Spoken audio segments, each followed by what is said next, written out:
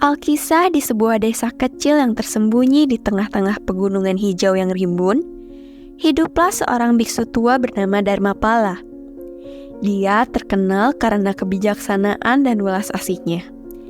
Ia mendedikasikan hidupnya untuk menyebarkan ajaran yang membawa kedamaian dan pencerahan bagi orang-orang di sekitarnya. Orang-orang dari berbagai penjuru daerah datang untuk meminta bimbingannya dan belajar dari kebijaksanaan yang mendalam. Pada suatu pagi yang cerah, ketika desa itu ramai dengan hiruk-pikuk kehidupan, seorang pemuda bernama Rifan tiba di biara untuk meminta nasihat dari biksu tersebut. Rifan adalah seorang yang baik hati yang baru saja mengalami pengkhianatan besar. Dia telah mempercayai seseorang yang ternyata palsu, dan hal itu membuatnya hancur dan kecewa. Dengan kesedihannya, Rifan mendekati Dharmapala, berharap untuk menemukan pelipur lara dan bimbingan. Biksu yang bijaksana ini menyambutnya dengan senyum hangat dan mempersilahkannya untuk duduk. Rifan mencurahkan segala hatinya, menjelaskan bagaimana ia telah mempercayai temannya hanya untuk dikhianati dengan cara yang tak terbayangkan. Air mata mengalir di wajahnya saat dia berbicara, mengungkapkan betapa dalamnya rasa sakit yang dia rasakan. Dharmapala mendengarkan dengan penuh perhatian. Matanya yang baik memantulkan penderitaan pemuda itu. Setelah hening sejenak, ia berbicara dengan lembut. "Rifan, sahabatku, perjalanan hidup ini penuh dengan sukacita dan duka.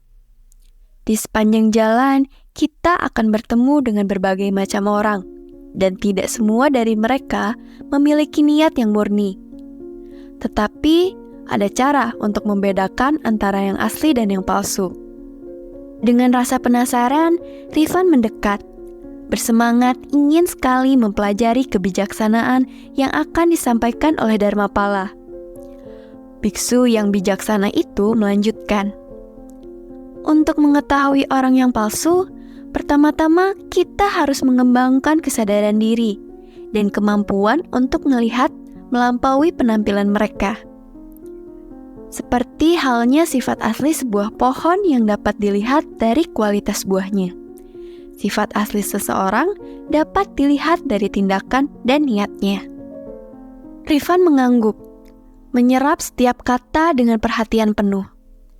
Dharmapala melanjutkan dengan menceritakan sebuah perumpamaan tentang dua orang pengembara muda yang sedang melakukan perjalanan berbahaya melalui hutan yang lebat.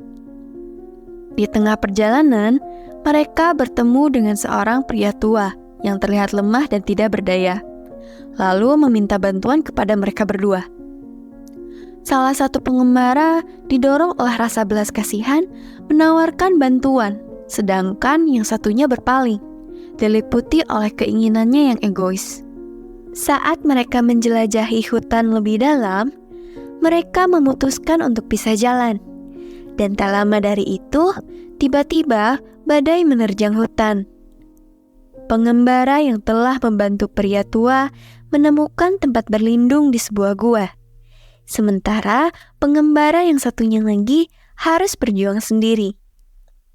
Di dalam gua, pengembara yang penuh kasih menemukan harta karun tersembunyi yang lebih berharga dari yang bisa dia bayangkan. Pengembara yang satunya, yang dipenuhi dengan rasa iri dan tamak, binasa dalam badai. Dharmapala berhenti sejenak, membiarkan makna mendalam dari perumpamaan itu meresap ke dalam hati Rifan. Kemudian ia melanjutkan, "Rifan, cerita ini menggambarkan bahwa orang-orang yang tulus didorong oleh belas kasih, empati, dan tidak mementingkan diri sendiri. Mereka bersedia mengulurkan tangan membantu tanpa mengharapkan imbalan. Di sisi lain, orang yang palsu dituntun oleh motif egois, seringkali menyembunyikan niat mereka yang sebenarnya di balik keramahan." Rifan merenungkan pelajaran tersebut, menyadari bahwa ia telah gagal melihat tanda-tanda yang dapat memperingatkannya akan sifat asli temannya. Dharmapala meyakinkan Rifan bahwa mengenali orang-orang yang berpura-pura adalah sebuah keterampilan yang dapat dikembangkan seiring berjalannya waktu.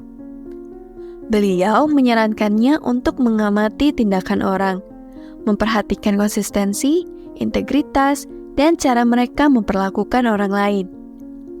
Orang yang tulus, beliau jelaskan, akan secara konsisten menunjukkan kebaikan, kejujuran, dan kesetiaan walau dalam menghadapi tantangan sekalipun.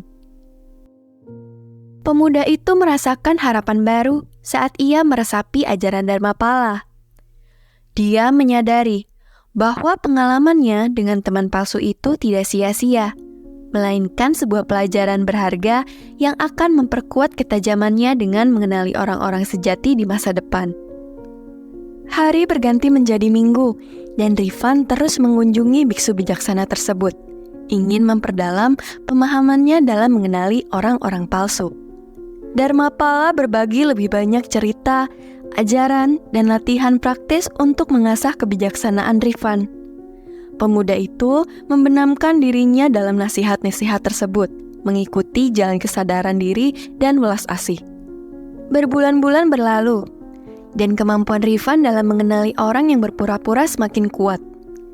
Dia belajar untuk percaya pada intuisinya dan mengamati tanda-tanda halus yang mengungkapkan karakter asli seseorang.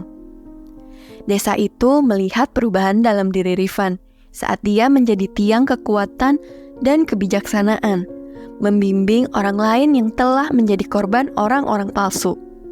Pada suatu minggu sore, Rifan kembali ke biara untuk menyampaikan rasa terima kasihnya kepada Dharmapala.